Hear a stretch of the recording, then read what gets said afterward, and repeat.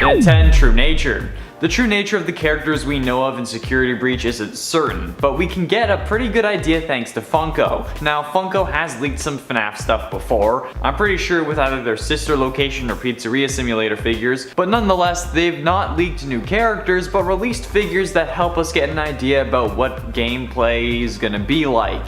At least some of it. The Freddy and Gregory figure looks like it's really showing us gameplay mechanics, with Gregory hiding inside of Glamrock Freddy's stomach, with Vanny looking at Gregory, reminding me of the final scene from that trailer. However, I think the biggest clue we can get is from the second statue, the one of Vanny and the unnamed security guard. Most people were already guessing that Vanny and the security guard were the same person, and this only lends to that idea. The guard is looking for Vanny most likely, but is totally ignoring her, while Vanny is standing, not hiding, with her hand over her mask's mouth. This is indicating to me that she keeps the other part of her silent, or perhaps wants us to, and the fact that the guard isn't very clearly looking at Vanny indicates that she probably doesn't want to find her. It's a basic Light Yagami and Kira situation. The one who's looking for the killer is the killer, therefore the killer will never be found. Unless they totally ruin the series, but whatever. I know a lot of people are calling the security guard Vanessa, but that's never been confirmed. And at 9, friend or foe. While we all know that Glamrock Freddy is going to be our ally, this was made evident thanks to the Funko statue or figure or whatever you want to call it.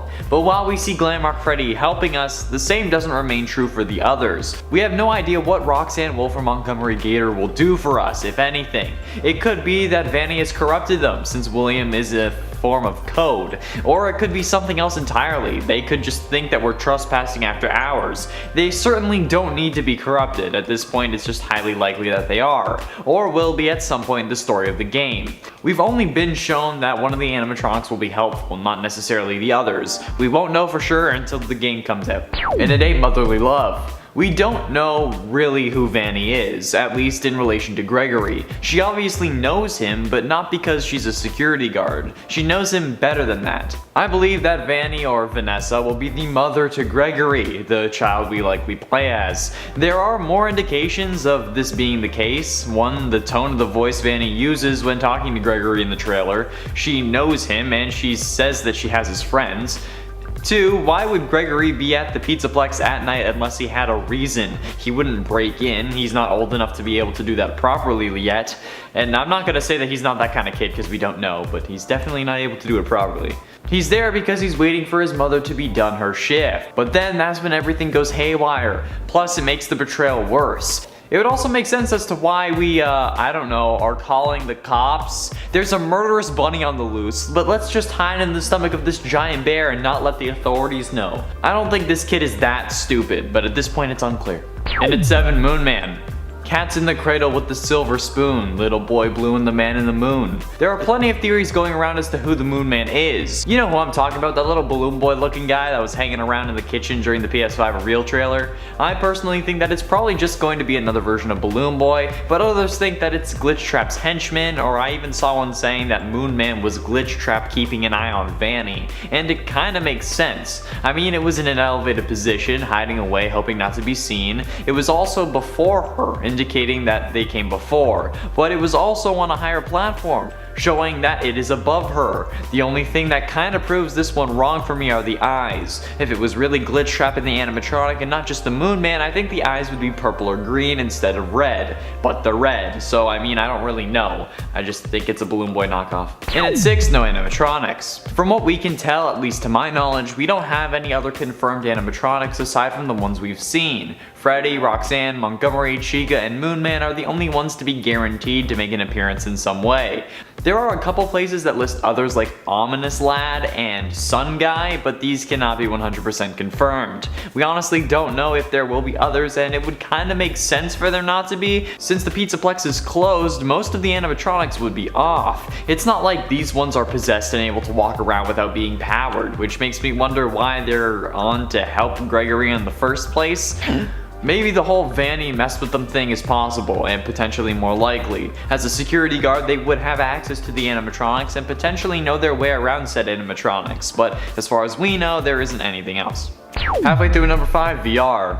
There are plenty of theories about security breach in virtual reality. Some think it will happen later down the line, others think it won't happen at all. I just hope that I get VR laser tag, that's all I want from this game. Some think the games will be ported to VR later on, since it's coming out on PlayStation, a console that is partially known for having VR support, the only one out of the big three to do so, may I add, with exclusive VR games like Iron Man VR, which I still want to play, but also because the last VR game was such a big success. I can't see them throwing away such an opportunity, especially if people like the game and want it to be in virtual reality. Plus, from the looks on their website, this is the first time Steelwool Studios has worked on a non-VR game, which to me indicates plans to add VR compatibility in the future, similar to how they added a FNAF Help Wanted flat mode after people were asking for it. Headed for a savior. The ability to pull Vanny out of her trance is an idea we've had from the start. This became more plausible when we see the conversation her and Glitchtrap were having in the source code of ScottGames.com, Scott's website, where Glitchtrap would say things like "don't let anyone lead you astray," indicating that he doesn't have full control over Vanny. Here is the full conversation. Stay the course. I will. Focus on my voice. I will. Don't let anyone lead you astray. I won't. Have you selected one? I have. Now I also want to mention something I don't think was there last time. The line "I won't" when referring to someone leading her astray has "I" and "won't" as two separate colors. Now a part of two different parts of the code. I don't think it was always that way, and maybe that's an indication of Glitchtrap losing his hold on Vanny, but that could also just be a glitch. There is also a font listed on the site labeled Verdana, which isn't actually used on the page. This is interesting because the name Verdana comes from the designer's eldest daughter Anna, and the word verdant, which is not only the name of Oliver Queen's club and arrow, but it also means something green, meaning that Anna, in this case Vanny, was possessed by something green, in this case Glitchtrap. I went into the history of a font for more information for a theory. Will MatPat notice me now? In at 3, betrayal.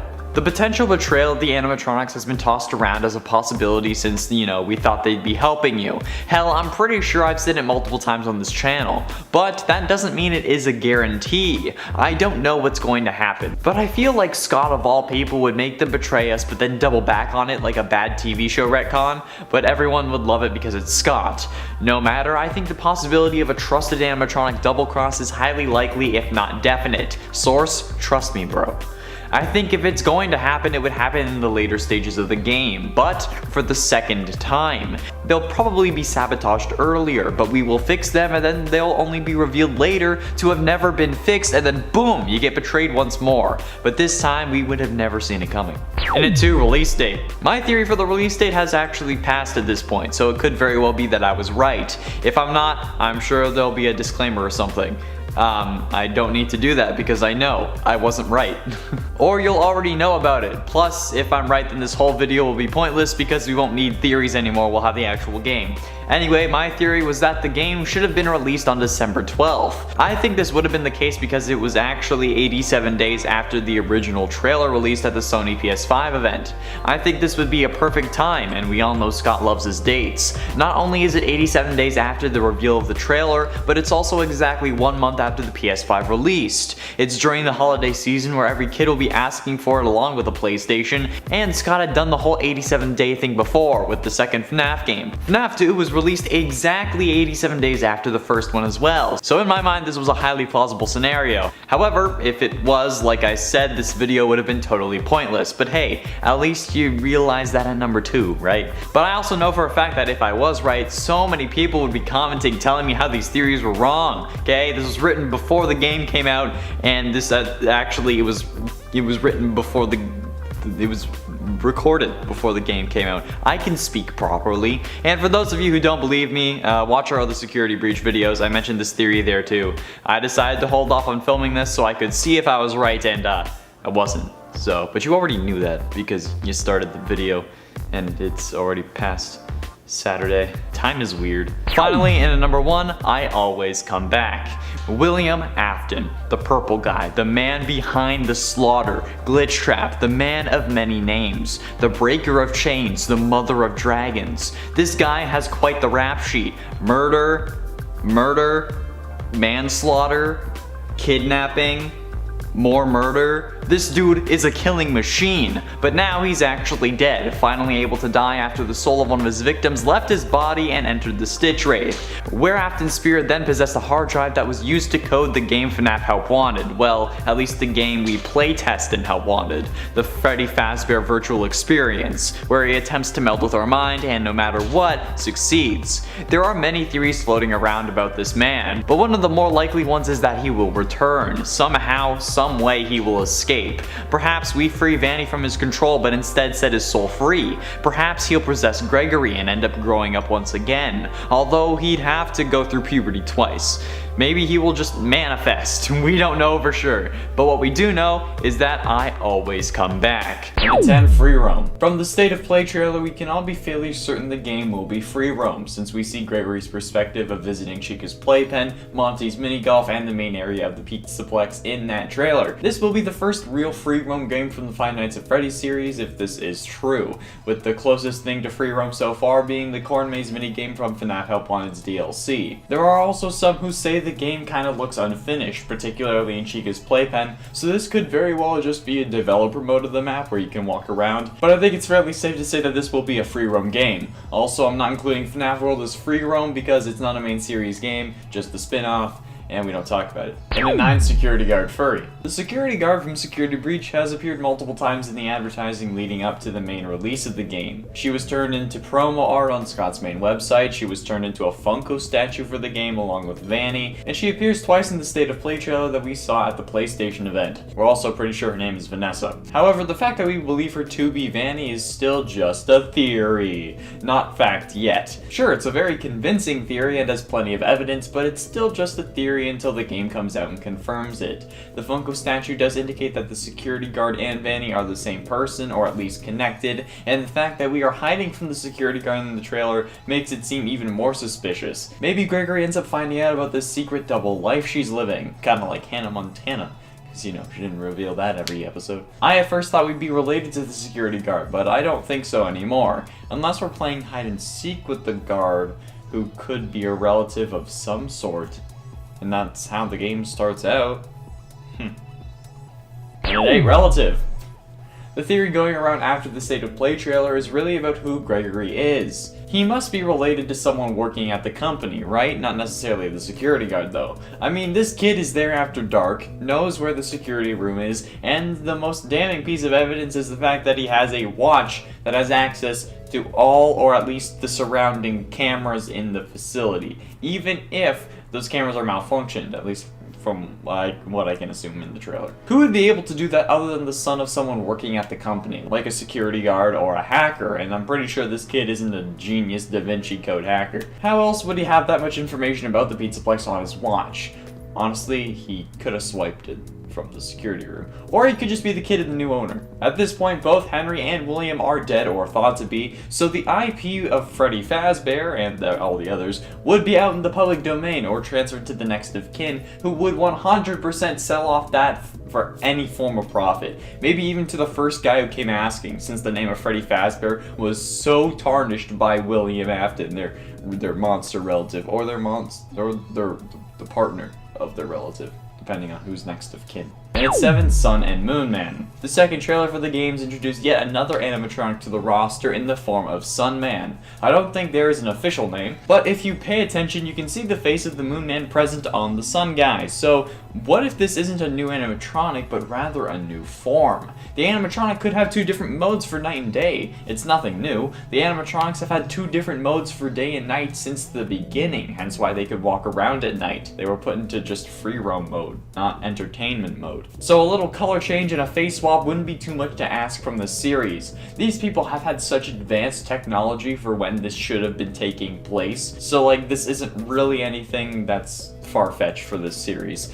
They literally had robots that could change to look like people, and like what it was the 80s or the 90s? And then those sound discs that they had, look, they had phones when in the 20s. And at 6, statistics. The trailer shows us two shots very close together, Monty breaking down a fence gate, but then Roxanne not being able to break it down. This suggests to me that the animatronics will have different stats like D&D characters. They'll each have their own strength, awareness, and speed, with Roxanne probably being the fastest and Monty being the slowest, with Chica being right in the middle. Man, I wish I was stuck in the middle with her. Fantasies aside, the different animatronics will probably have their own strengths and weaknesses that we'll be able to exploit within the game. I'm sure that Roxanne will be able to see in the dark perhaps, or maybe that'll be Montgomery since his area is the mini golf and it's all like neon, you know, you get it. Chica probably has a really good sense of smell, but you can use that to cook or burn something in the kitchen that will distract her and make her rush to stop the burning, because she's all about food and making me happy. I'm sure we'll find out more about this later on, if this is going to be a thing. Halfway through number 5, day and night. Similar to how the Sun Guy animatronic has a day and night mode, the pizzeria could have a day and night mode as well. There could be some form of day-night cycle that occurs, giving us different things to do in both times. The story at night, but hopefully some minigames during the day, like maybe a laser tag minigame or a mini golf and go-kart minigame, you know? This actually makes me excited to think about. We do see clips of the game with both the lights on and off, and if I'm right about the Sun Guy, then we know there is a daytime in game, since the Sun Guy exists. And we only see him during the day, when the lights are on at least. I just want to play laser tag with animatronics, and then I want them to add VR compatibility and let me play laser tag and mini golf with the animatronics in VR. Just please let this happen. Please, Sky Daddy Scott, I'm begging you, let this happen. Tell Steel Wool to add it and I will be eternally grateful. Yes, I called him Sky Daddy Scott. I'm clearly desperate. And at 4, Gregory is the key. Over the middle of the trailer we hear the lines, "You will bring me what I want, and if you fail, both of you will burn." While the emphasis on burn could be an indication of William being the one who talks, since, you know, we got kinda extra crispy at the end of FNAF 6, the thing that needs to be brought could very well be Gregory. We also hear Vanessa in the trailer saying, "I can help get you out of here, you and me, together." Why would we be hiding from her in the trailer as well if she's gonna help us get out? Because she isn't. She's instead going to bring us to Afton in order to sacrifice our life for William's. I mean, I don't think Gregory would willingly be helping William, right? At least if that was Vanessa talking instead of Vanny, since in the first trailer, Vanny also tries to lure us, saying that she has our friends. Oh god, are we gonna play another FNAF game where we as the player die at the end? How many times has this happened now? Like, 12? I don't know. Come on, dude. Don't do this to me again. And at 3, Gregory's the villain. Another potential calamity is that what if Gregory is the villain? We see him exploring the FNAF Pizzaplex, but we also see him exploring while Afton is saying, "You will bring me what I want." What if Gregory isn't the one that needs to be brought, but is the one who is going to bring? What if he's the one who shut off all the security cameras, hence why he was in the room when they were malfunctioning? He has a watch that can see all the cameras. What if that's because Afton gave it to him, or had Vanny give it to him? He's hiding from security because he knows he shouldn't be there. The animatronics are after him because they fixed their security issues that they had in FNAF 2. All this lines up if you think about it in the right way. It's all a matter of perspective. And Gregory could be the name of the crying child, the one that William put back together. Well, I mean, there is currently a theory going around that his name's like Paul or something like that, but you know. And at 2, the Stitch Wraith. At the end of the trailer, we see the arm of some metal figure stretching out from behind a box and trying to claw his way out. This could be seen as many things, one of which is the Stitch Wraith. If you don't know who the Stitch Wraith is, the character was introduced and built up during the epilogues of each of the Fazbear Frights books. A character not too different from Ender, who is basically assembling themselves and has 2 souls possessing him. It's weird, but he's basically another naked endoskeleton that loves killing and collecting body parts. Yeah. We've been waiting to see if he'll be introduced into the games or the game world in some way. We even thought that he could be the main antagonist of Security Breach, and with this arm, it's possible that this is indeed the Stitch Wraith. The sounds that play are clangy and certainly metallic, and that claw is very reminiscent of how we've seen the Stitch Wraith in fan art, since to my knowledge, there has been no official image of the character, unless it's like in those like Funko action figures, where you like collect all the different pieces, like how you had to collect Scrap Baby with the sister location ones. There is, however, another explanation as to who this mysterious arm could be. Finally, in at number 1, Afton's back. The metallic arm, while yes related to the Stitch Wraith, could also be the arm of good old Willie Afton. You know, the one who went cutting up more than just pizza toppings at multiple Fazbear locations. Yeah, that guy.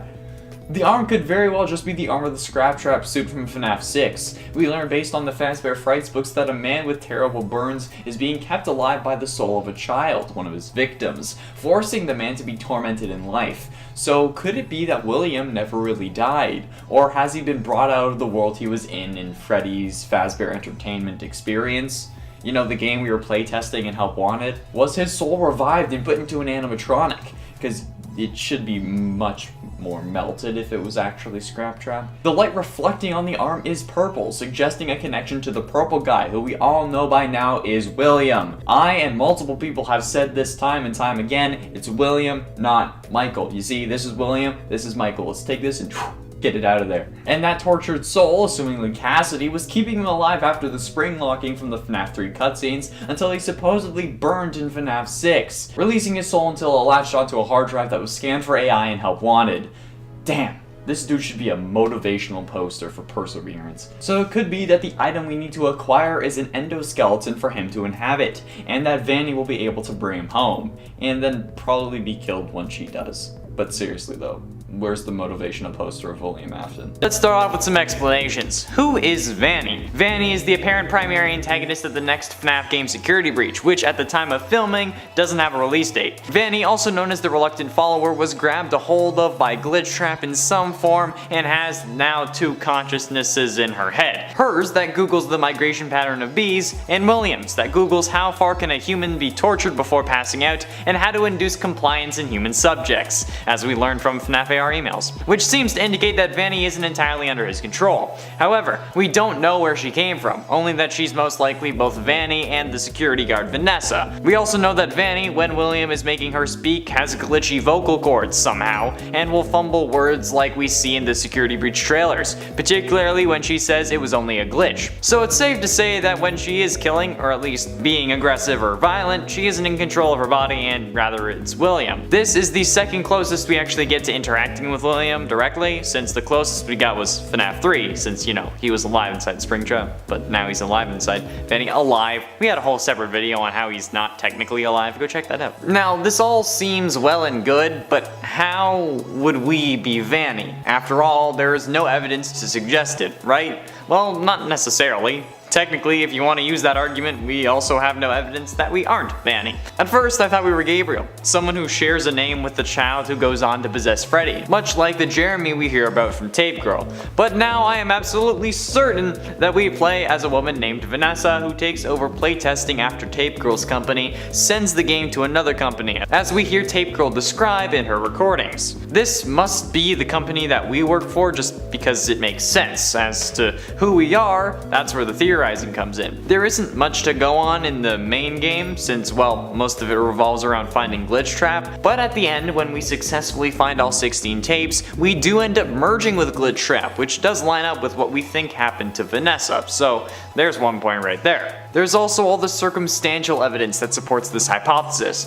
like Vanessa as we know her being a security guard just like we play as in the VR game most of the time. The similarities between her story and the story we know about our character, the knowledge that we are not Tape Girl and neither is Vanny since she's working at a company handling the FNAF AR animatronics, etc. Where we can really find evidence to support this, and what made me solidly believe this theory, is in the mobile port of FNAF VR, of all places. Because due to size constraints, we were reduced to some of the mini-games from VR, with the addition of a secret one, only accessible via clicking or interacting with objects with glitching textures, but clearly intentional glitches. Tapping on these a lot and zooming in will eventually cause you to be brought back to the main home screen, and a monitor next to the main system will have a secret minigame called Princess Quest. I talked about this in a recent video, however I wanted to go more in depth here. Princess Quest is a special minigame from Five Nights at Freddy's Help Wanted exclusive to mobile ports. The minigame can be accessed from the Freddy Fazbear Virtual Experience main hub room, and occasionally a grid pattern will appear on objects at the prize counter. To unlock Princess Quest, the player must zoom in on one of these glitching objects. Afterwards, the screen will fade to black and fade back in to the level select with everything unlocked, along with Princess Quest shown on the right monitor, the little tiny one. The player starts out in a room with a door that they cannot open, and they have to light all 4 torches in the next room to make the actual door open in the first room. This is just to show you how to play the game, basically. The player will then end up in a room full of floating glitch trap heads that will attack them. After lighting the torches in that room, you can now go into the next room and get the key. And glitch trap blockers will block the door and attack the player if they get too close.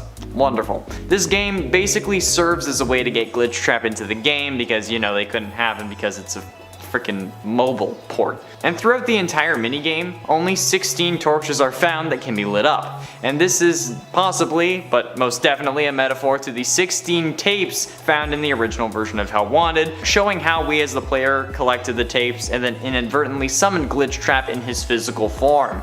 And then, you know, he kind of melted our brains. If this is indeed the case, then that single minigame serves as an overview for the entirety of FNAF VR. Since after lighting the 16th, well, the games called them torches, but they're really braziers, but after lighting the 16th one, a glitch trap sprite will appear, saying his signature line of "I always come back" in coded text at the bottom, as well as saying "I always come back, let me out" if you take the sound that plays during that scene, double the speed, and reverse it, which just serves as confirmation that Glitch Trap is actually this character and just not some ripoff thrown in for fan service. But this is where the theory really comes through. If this Princess Quest minigame serves as an overview for all of FNAF VR, then that's confirmation right there that our player character in FNAF VR is female, since that's who we play as in this game, going around lighting torches or collecting cassette tapes and eventually accidentally reassembling Glitch Trap. With our character being female, and obviously not Tape Girl, we don't have many options left. We must be Vanny. However, this brings me to my next point. What if Glitch Trap is possessing multiple people and not just us? Couldn't Vanny just be somewhere else and we're another unlucky victim? Well, this could be true, but I don't think it is. I don't think Glitch Trap can possess multiple people at once, and I think that Help Wanted has been telling us this from the get-go and we never noticed. After the final showdown, if you successfully follow Tape Girl's instructions, you lock yourself in your own mind. The Glitch Trap manifestation that appears turns into a green rabbit plush that spawns on the ground where he used to stand. This single moment indicates to us that we are now actually possessed. If we don't follow the instructions though, we end up merging with him on stage, but that's just simply in the game. That isn't in the real world. Yet if you're focused on trying to do the complicated process properly to actually fend him off, your mind is vulnerable. You aren't fighting off Glitch Trap, and instead you're trying to press things in the right order, which basically gives Glitch Trap an access tunnel into your psyche, thus being able to shut you away. Obviously this doesn't work forever, since Vanny seems to have no recollection of what Glitch Trap does, but nonetheless the answer was right in front of us the whole time.